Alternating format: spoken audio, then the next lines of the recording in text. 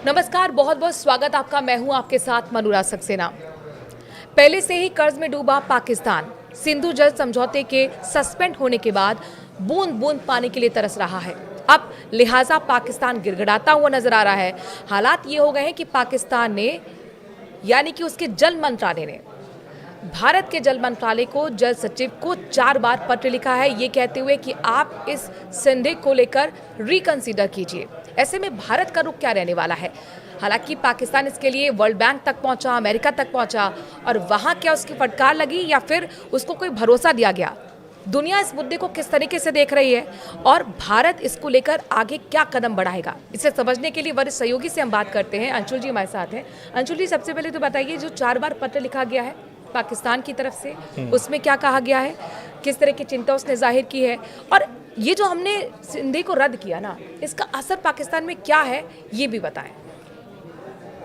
जैसा कि सिंधु नदी जल समझौता यानी कि जो 3 बड़ी नदियां थीं, जैसा कि आपको पता है, सिंधु जल सिस्टम में जो वाटर सिस्टम में जो 6 नदियां हैं, उनमें से 3 नदियां सिंधु, झेलम और चनाब, इनका जो पानी जाता है पूरी तरह से पाकिस्तान की तरफ, उस पर भारत ने रोक लगाई। अब इसका नतीजा सीधा सीधा ये है कि पाकिस्तान की 25% जीडीपी वहाँ की डिपेंड करती है कृषि पे। 37% रोजगार खेती से आते हैं।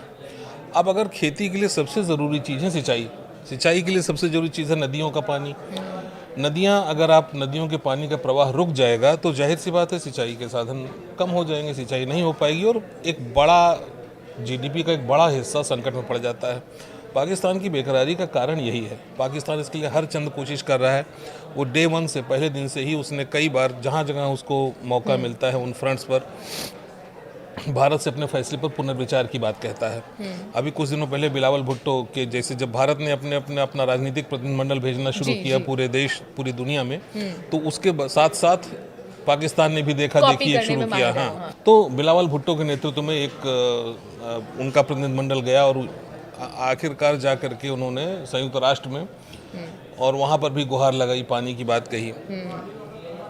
कुछ देशों ने, जब भारत के प्रतिनिधिमंडल वहाँ पहुँचे, जब तमाम 7 जो प्रतिनिधिमंडल गए, तो कई देशों ने ये चिंता उनके सामने पेश भी की, बताई भी कि भाई पाकिस्तान का पानी, वो लोग परेशान है। तो जब भारत ने अपनी बात कही कि हमने किस वजह से ये कहा है, देखिए भारत ने बहुत पहले ये चीज़ क्लियर कर दी थी कि पानी और खून साथ नहीं बह सकते, ट्रेड और टेरर साथ में नहीं चल सकता। तो ये इतनी बड़ी बात है और ये स्पष्ट बात है।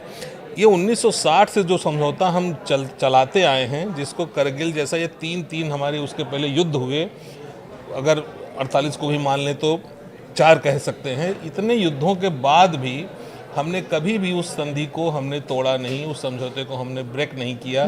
लेकिन क्या ऐसी वजह थी जिसकी वजह से हमें ये करना पड़ा? तो भाई इस अपने कारण हमने जब स्पष्ट रूप से बताए उन देशों को, तो उन्होंने भाई बात वाजिब है। नहीं, लेकिन बिलावल भुट्टो ने अमेरिका में कहा है कि हम बातचीत के लिए तैयार हैं, आप भारत से एक बार बात कीजिए, मध्यस्थता कीजिए। यानी वर्ल्ड बैंक ने तो कह दिया, झटका दे दिया और कह दिया कि ये भारत का मसला है, भारत करेगा। लेकिन ट्रंप का रुख जो मैंने देखा है, जो हमने भी देखा है कि वो बीच में घुसने की उनकी आदत है, तो इसको लेकर अमेरिका क्या कह रहा है? अमेरिका के कुछ भी कहने से, अमेरिका मान लीजिए यही कहेगा कि भाई आप कैसे, वो कह सकता है कि नहीं आप पानी उनको जरूर दे दीजिए। 1960 से एक तरफा संधि है। आप संधि की जब शर्तों का पर आप नज़र डालेंगे तो आप ये भी देखेंगे कि कैसे ये कहा जा सकता है कि किसी नदी का 80% पानी एक देश को दे दिया जाएगा और 20% पानी सिर्फ उसके उस देश में रहेगा जो बड़ा हमारे हक का पानी पाकिस्तान तक जा रहा है। बिल्कुल, ये हमारी सदाशयता थी कि हमने उन शर्तों पर भी उस संधि समझौते को हमने लागू रखा और हम एक प्रॉपर कारण से कह रहे हैं कि हमारे, देखिए इस बात के पुख्ता सबूत हैं कि आतंकवाद पाकिस्तान की जमीन से निकलकर हमारे देश को बर्बाद करने की कोशिश करता है बार बार। तो ये जब स्पष्ट है और इसके पुख्ता सबूत हैं, तो ये कैसे कोई देश कहेगा इसके बावजूद आप करते रहने दें। बिल्कुल। हालांकि बिलावल भुट्टो कह रहे हैं एक्ट ऑफ वॉर माना जाएगा, आपने जो संधि को रद्द कर दिया है, वो परमाणु युद्ध की धमकी अमेरिका की जमीन से भी दे रहे हैं। लेकिन इन सब के बीच में आप इस समझौते को लेकर क्या कहना चाहते हैं? क्या वाकई इस पर बहाल करने के बारे में भारत को सोचना चाहिए या फिर पाकिस्तान को उसकी औकात दिखाते रहना चाहिए? कमेंट के जरिए जरूर अपनी राय दें। नमस्कार।